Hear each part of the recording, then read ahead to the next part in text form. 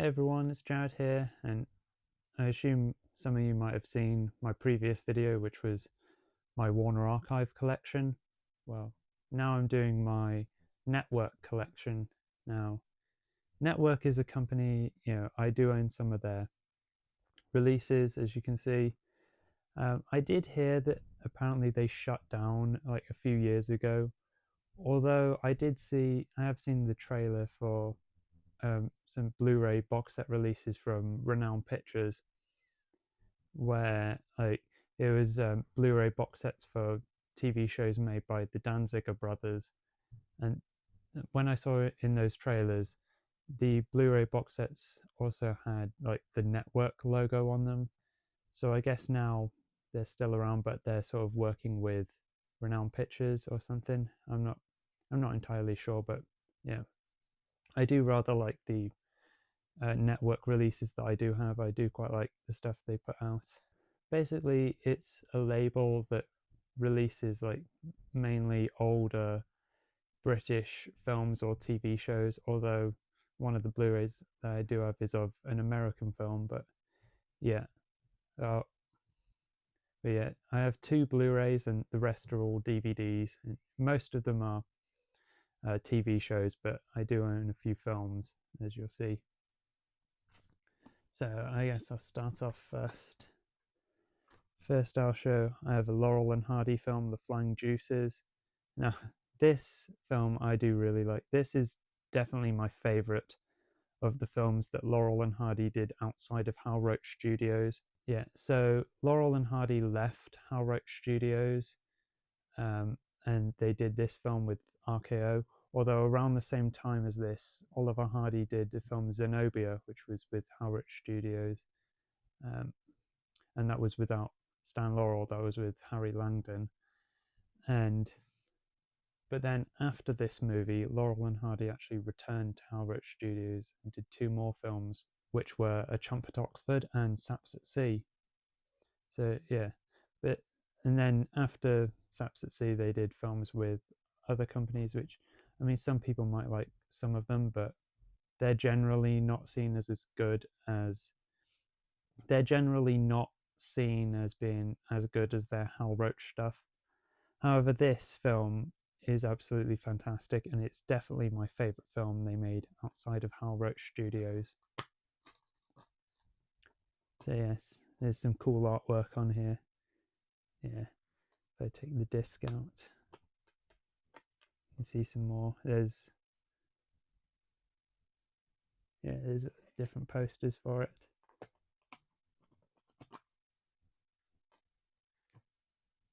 So yes, a very funny film from Laurel and Hardy. You can't go wrong with this. Yeah, absolutely love this movie. I'm definitely very happy to have it in my collection.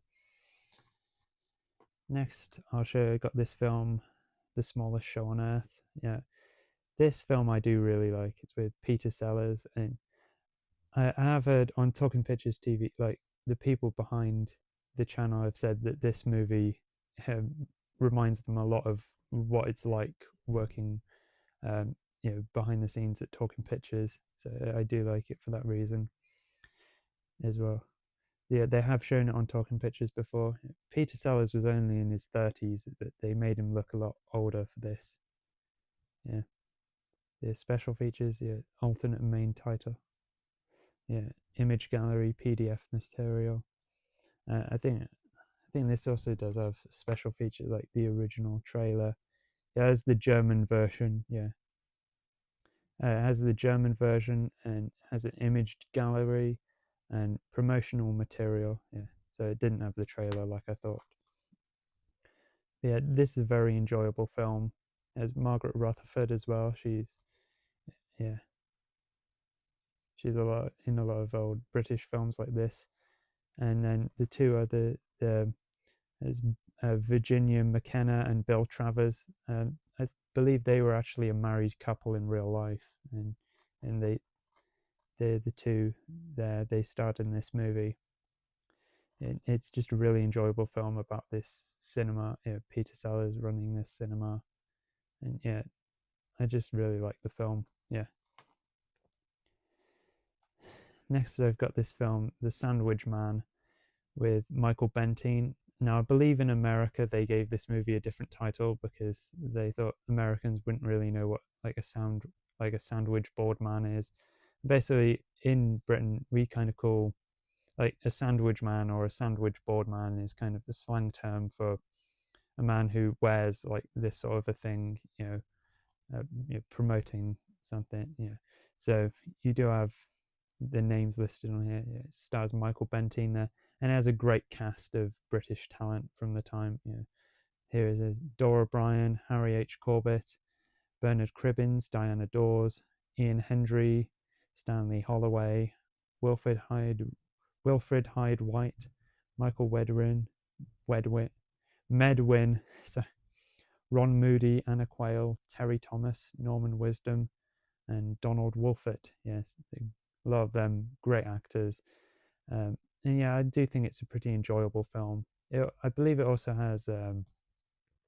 It doesn't mention in there, but it had. I think it has John Le Mesurier in it, who a lot of people will recognize. I mean, he's known for appearances in a lot of films, but I guess on TV, people might know him best for Dad's Army. Yeah, so you have some actors here: Harry H. Corbett, Terry Thomas, and Norman Wisdom. Great talent there. And then there's special features. A brand new transfer from original film. Is that in? Does that mean it's restored? I don't know if that's really a special feature. Yeah, maybe that's what it means. Maybe it doesn't. I don't know. So it has commentary by producer cinematographer Peter Newbrook. I did listen to that commentary a while ago. I remember it being quite enjoyable, but I haven't listened to it in a while. It has the theatrical trailer as well and an image gallery. So yes. Yeah, so that's the network logo. So that's why the network logo looks like on most of the DVDs that I have. If you see up there, whereas with these Blu-rays, it has the network logo like that. Yeah. So yeah, it's like this on the DVDs, except for that big box set that I have there. Next, so the rest of these are all TV shows. Those were the three movies that I have that were released by Network. So, yes, we have this Andy Capp. So this is based off a comic strip character, and it's only 6 episodes. I think I watched half of them. Yeah, I think I watched 3 of them. I have to finish it. It was all right. It's not bad. Some parts were quite funny. Yeah, it is with James Bolam, who people will know from like the Likely Lads. And I think I do remember in the Likely Lads there was an episode where they referenced Andy Capp, the cartoon character, the comic strip character. Yeah. So yeah, I'll probably have to watch the remaining 3 episodes of it that I haven't seen yet. Now I've got Cannonball Series 6. Now the main reason I bought this was because Rick Mayall makes, this is the series that has a sketch with Rick Mayall in it, and Rick Mayall is one of my comedy heroes. But I did enjoy the rest of this. I do really enjoy Cannonball's chemistry. I have met Tommy Cannon from Cannon and Ball. He's a good guy. And he's going to be at the next Talking Pictures show that I'm going to as well. So I look forward to that. I mean, if you've seen my autograph collection video, I went through because he signed for me this book that was a collection of photos. Yeah. But now he's got a new autobiography, and hopefully he'll be signing that at the next Talking Pictures show. So I'll get him to sign that, hopefully. Yes. So Bobby Ball, passed away a few years ago, but Tommy Cannon is still alive, obviously, as I've met him, and he'll be at a show I'm going to soon. Yeah. There's images and stuff. It's who it's featuring them, and then it says who it's written by and produced by, directed by. And here it mentions some of the guest stars who appear in it. So it mentions Engelbert Humperdinck. Yes, I always thought he had a funny name. Sister Sledge, Jimmy Tarbuck, Rick Mayall, which was the main reason I bought this. The Beverly Sisters, Richard Clayderman, Big Country, Paul Young, The Flying Pickets, and Cockney legends Chaz and Dave. Yes. So it's actually, interesting thing is it's actually not rated. It says it's exempt from classification, which is very rare in the UK because most stuff is actually rated over here. Like for the most part, the only stuff that's not rated are like documentary stuff or like educational stuff, or probably both as well. I guess the reason it's not rated is it's seen as like kind of a variety show as well, and it does have musical performances on it. Although, I mean, stuff like the Morecambe and Wise show and the two Ronnies, they were also seen as variety shows, and the DVDs of those are still rated. Yeah, so this is purple. So yeah, I said it's this sort of logo on the other DVDs. Uh, some of them are different colors though. So this one's purple. Yeah, and that last one was red. And the last two were both red, I should say.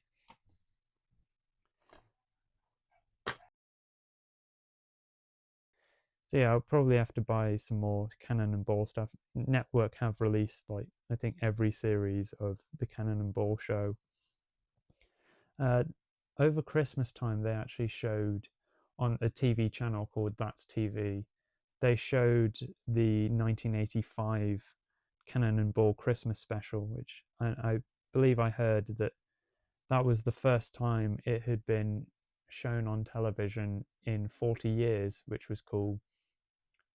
And then after that, That's TV showed a few episodes. I think they showed like 2 episodes from the Cannon and Ball show, and then I guess after that they randomly stopped showing it. So yeah, I do enjoy their stuff. I'll probably have to buy some more DVDs. The one, Network have released the other DVDs, so I'll probably have to find them online.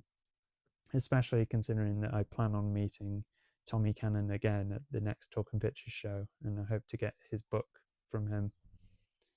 So yes, I do enjoy the Cannonball show, and I am very glad to have this, especially since this has the Rick Mail sketch on it, which is one of my favorites, as Rick Mail is a real comedy legend. Then I've got both series of Supergran. So yeah, you see on the side, this one has like an orange logo, and then this one has like a more of a turquoise logo. Yeah, I'll show you. So here's series 1. Yeah, there's some of the guest stars on there. There's Billy Connolly, who sang the theme song as well. And then next to Billy Connolly, there's Spike Milligan, who guest starred in an episode as a zookeeper. Yeah, he was a great comedic actor and everything. And it's it's like a Scottish kids show.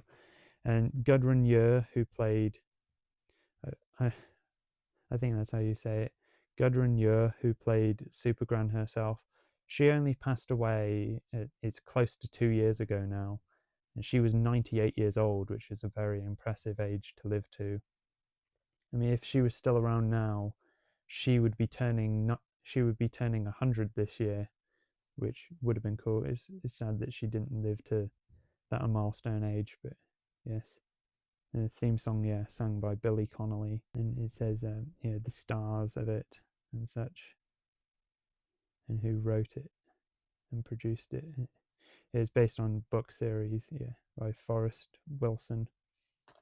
Then for series 2, on the cover we have Charles Hawtrey and then Barbara Windsor, 2 actors who are well known for the Carry On film series. And the interesting thing is this was actually his appearance. Charles Hawtrey's appearance in Supergran was actually his final ever acting role, yes. There's also an episode on Series 2 that has Patrick Troughton in it, and this was also one of his final acting roles before he passed away, yeah. I mentioned there are a lot of great guest stars in this show. Unfortunately, in Series 2, unfortunately, there is an episode that has Gary Glitter in it, which is very dated for obvious reasons. Looking on IMDb, I did see, what's kind of significant about it is that this was actually one of only 2 acting roles that Gary Glitter ever had. But yeah, well, obviously he's not going to have any more acting roles. But yeah, and this one also has, so series 2 actually has a making of documentary on it. Oh yeah, there's Patrick Troughton, who I mentioned before. So this one has a making of documentary.